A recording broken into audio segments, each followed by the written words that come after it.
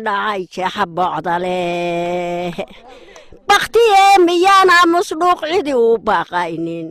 baktiye miyaan aamusdhuuq cidi u baaqaynin dadkani ku dhaqan kaamka degmada og ee ka tirsan gobolka Saraar ee Caynabo oo la hadlay telefishinka on cable ayaa cabasho ballaaran ka muujiyay maamulka gobolka Saraar ka degmada Caynabo taasi oo ay sheegeen deeqaha kala duwan ee la soo gaarsiiyo gobolka Saraar inaanay si siman ugu qaybin dadkani ku dhaqan kaamka degmada og waxayna baaq u direen xukuumadda Soomaaliland iyo hay'adaha caalamiga gobolka Saraar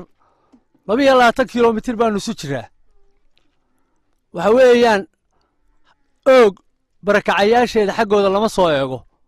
wixii aanu saami ku lahayn kama helo oo ma hayno shaqayn leenahay waxa jira amniga taliyaha qaybta booliska laakiin wax kale oo aan nala shaqeeyaa ma jiraan dayaciya darxumaanu dhiman 3 sanaanu taagnayn halka waxba kaama hayno madaxweyne wax allaale waxaanu ka haynaa ma jiro codkina annaga ku siinay codkina annaga ku cuurnay annaga halka laamiga xitaa isu ka taagnay laamiga gobolka Caynabo ee Saraar wixii ka mas'uuliyadda u haya waxaan leenahay halkaas sidaa lagu sheegay barakacu waa kii meesha la yiraahdo Buurtaweyne ugu horeeyay barakacay ma dhaca biyalaan darteed baa laga soo raray waxa la keenay aamusoo dhuuq wax dawliyaha ugu yimi ma jiraan inaan gobolka Saraar xuquuqda uu leeyahay iyo kaamamka degmooyinku inaanay helin xuquuqda ay ku leeyihiin baaq uga diraynaa madaxweynaha jamhuuriyadda Soomaaliland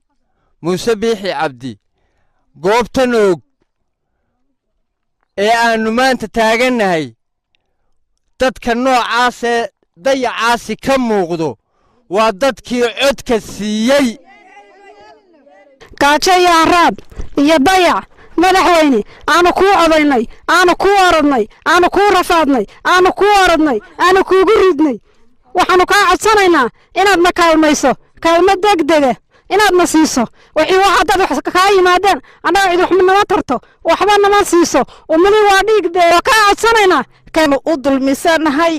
maxaan idhahay waxaanu nahay barakacayaasha xoolo ka baxeen ee ku noolaa markii u horeysay Buurtaweyne barakicii tagay ee maxaan ka soo dalway ceelayaa aamusoo dhuuq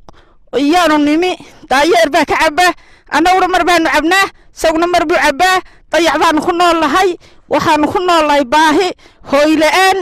maxaan ayaanu ka cabanaynaa markii ugu horeysay barakacayaal ku dhaqan gobolka Saraar ay sida fiinta uga qayliyaan waa Cali Aadan Dirar Cali Taani wararka telefishinka on cable magaalada Caynaba